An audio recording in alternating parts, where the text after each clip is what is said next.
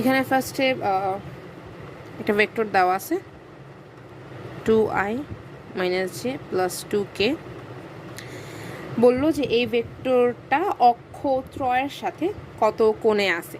যেহেতু আমরা ভেক্টর পার্টে 3D চিন্তা করি, তাহলে এক্স অক্ষ, ওয়াই অক্ষ আর জেড অক্ষ।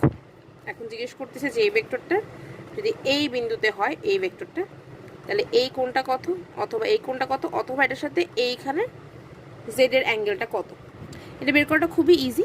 ফার্স্ট অফ অল ধরে নিলাম যে এই ভেক্টরটা হলো এ ভেক্টর, তাহলে এর মান বের করব আমরা, যে √2² প্লাস 1² প্লাস 2², তাহলে এটা আসবে 3 মানটা।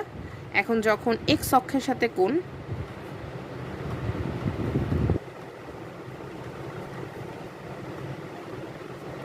ধরলাম এটা হলো আলফা, তখন জাস্ট সিম্পলি কজ ইনভার্স, উপরে হবে এক্স এর পার্টটা যেটাকে এ এক্স বলবো, আর নিচে হবে এ এর ভ্যালুটা, তাহলে এটা আসবে কজ ইনভার্স 2/3।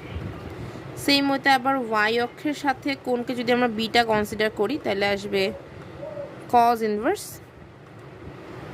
এ y/a, তাহলে কজ ইনভার্স উপরে হবে -1, নিচে হবে 3, নিচে হবে ভ্যালুটা। আবার সেম হইতে জেড অক্ষের সাথে কোণ, লেট ইট গামা, তাহলে cos inverse az/a equal cos inverse তোমার 2/3। That's it. এটা হলো যখন জিজ্ঞেস করবে একটা ভেক্টর অক্ষত্রয়ের সাথে কত কোণে আছে।